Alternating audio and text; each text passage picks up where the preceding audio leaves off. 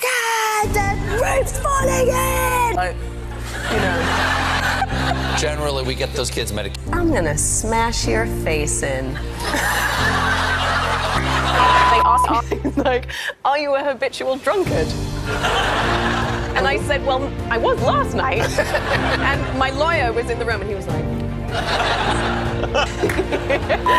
Indigo, suit your service. Oopsie doopsie, I loved it. Okay. Across Hollywood, most stars learn early to weigh every syllable, polishing each sentence before it ever reaches a microphone. Emily Blunt broke that rule completely, and she's never looked back since. For more than 10 years now, anyone standing close enough to catch her unfiltered honesty hasn't walked away unscathed. Because I'm growing a human. It is very nice. So she goes, damn, your baby is so cute. And I went, oh really? She went, she is gorgeous. And I went, hey, Mabel, I think you say that to all the mothers. And she went, no, I don't. She said, when I know a baby ugly, I say, you had a baby. This is the way Emily Blunt walks into every interview, and it never changes. No talking point waiting in her back pocket. No carefully rehearsed answer polished for the cameras beforehand. Instead, she opens with something far more dangerous than scripted charm. Pure, unfiltered truth. Someone's motioning something sexual to me over there. He was like this.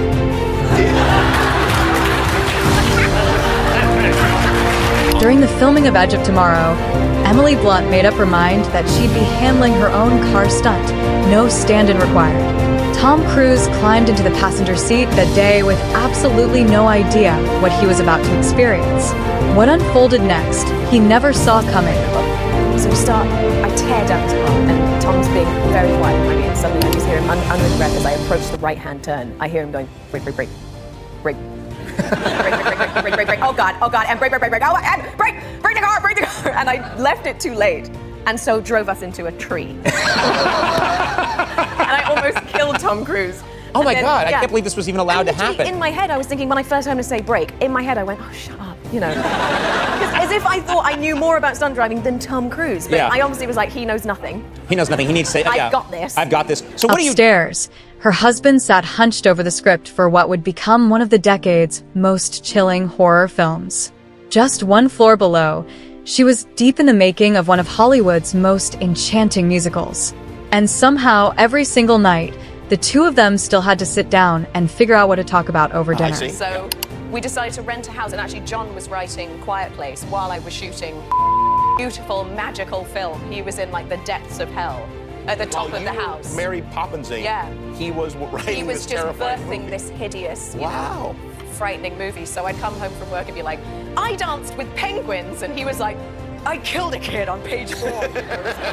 Jimmy Fallon walked into the Whisper Challenge fully convinced it would be harmless fun, nothing more than a light-hearted game show segment.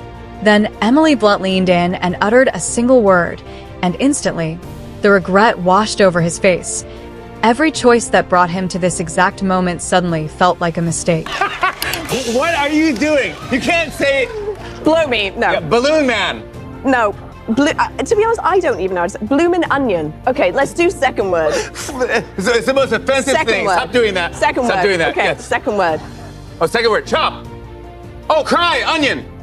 Chop. Yep. Cry. Chop. Chop. Onion. Glass onion. Bloomin' onion.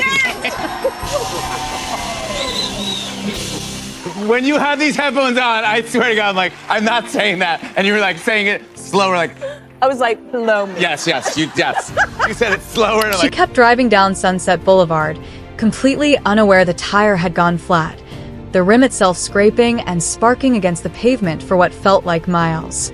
And even then, her gut reaction wasn't alarm. She figured the noise had nothing to do with her car at all. I was rocketing along Sunset Boulevard, wondering what this strange, grinding metal against concrete sound was, thinking, surely it's nothing to do with me. Right. And then I pulled into a hotel, and the valet guy was like, lady, you got a flat. And I was like, oh, right, that's what it was.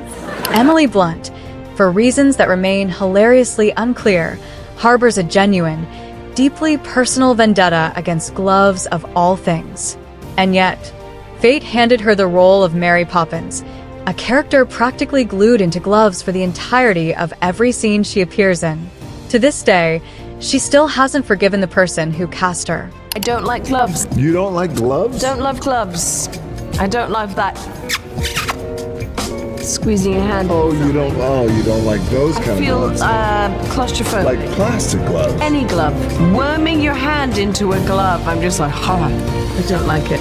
But wait, didn't you wear gloves in Mary Poppins? Didn't she have Yeah, and it gloves? was tough. It was tough. I'm not gonna lie. I took them off whenever I could. Really? Was it tough? It was really tough. Was it really tough for It you was on really Mary tough for Poppins? me. It was really hard. Dwayne Johnson currently holds the title for the most social media followers of any American on the planet, a staggering number by any measure. The moment Emily Blunt heard that fact, her reaction came fast, pointed, and oddly calculated, and somehow, by the end of it, he was footing the bill for absolutely everyone standing in that building. In the building. Guys, I don't count. Just the most followed American in the world. Listen, it's gross. It's Whatever. gross. Move on. Next question. So, I don't know. God delivered. I signed for it. this is your new favorite, and do you notice it never quite gets a laugh? No. I've got some amazing news. Good news is everything's on DJ today. Every shot, every bit of French toast, every jungle mandarina, it's all on him for the whole day. Right, Tips? All on you. Say yes and yes and yes. Yes. Jesus Christ. Okay, yes. It happened at the 2024 Oscars, with Ryan Gosling standing close by, completely unaware of what was coming his way. Emily Blunt held off, patiently waiting until every camera in the room was live and rolling, and then dropped the one line absolutely no one in that entire room saw coming. Prepared for. I'm just happy that we can finally put this Barbenheimer rivalry behind us. That's right. That's right. Here's Ken and Kitty, just leaving all that fodder in the dust, guys, right? And the way this award season's turned out wasn't that much of a rivalry, so just let it go.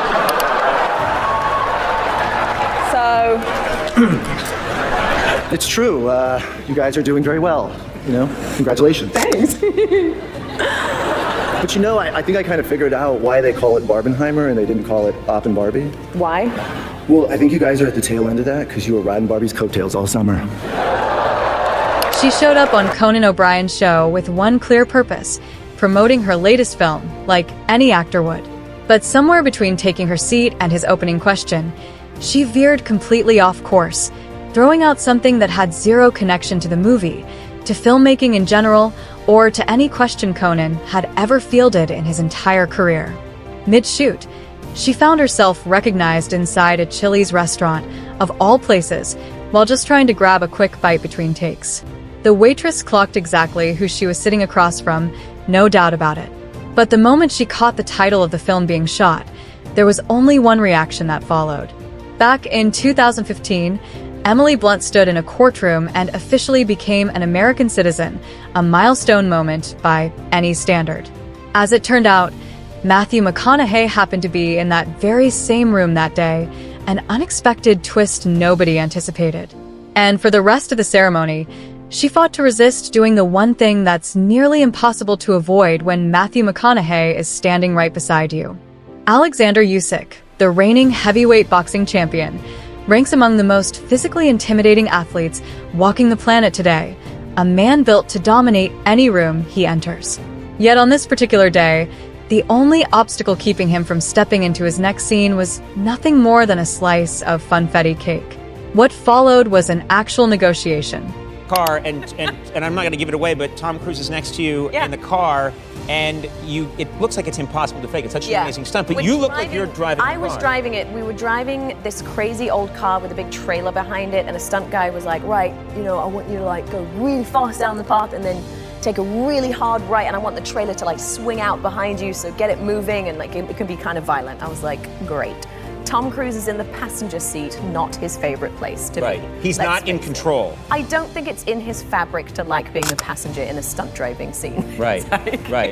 He wants to be behind the wheel, and so we do first take. It went really well. Stunt guy came over. He went, okay, just do it again and try and do it even faster. I was like, no problem. So we start. I tear down this path, and Tom's being very quiet behind me, and suddenly I just hear him under his breath as I approach the right-hand turn. I hear him going, break, break, break. Break. break. Oh God, and break. Oh, and break the car. And I left it too late, and so drove us into a tree. During Fashion Week, a single moment shared between Emily Blunt and Blake Lively spread like wildfire across the internet within hours, completely unplanned. When someone finally worked up the nerve to ask what had them both laughing so hard, she answered right away, no pause, no second guessing, no filter whatsoever. Tom Cruise has built a reputation for never complaining on set, never breaking character, never letting a shred of weakness show through, no matter the conditions. But Emily Blunt looked at him mid-shoot, drenched in sweat and trapped inside a full exosuit, and spoke just 2 words that finally cracked his composure completely. Later, at an awards ceremony, she went even further, laying out precisely what she believed his lasting legacy truly deserved to be. For more than 20 years now, Emily Blunt has managed to unravel every single one of those carefully laid plans within the first 30 seconds, every single time. And the wildest part is, she's not even doing it on purpose. That's exactly what makes her so genuinely impossible for anyone to prepare for. For more than 2 decades, Emily Blunt has kept this pattern going without fail. So here's the real question. Do you think she's fully aware of exactly what she's doing every time, or is that unpredictability the entire point of who she is? Drop your thoughts down in the comments, and thank you so much for watching. Of kids who fall in love with this Mary Poppins. And so, Emily, your kids, how are they with it? Well, I think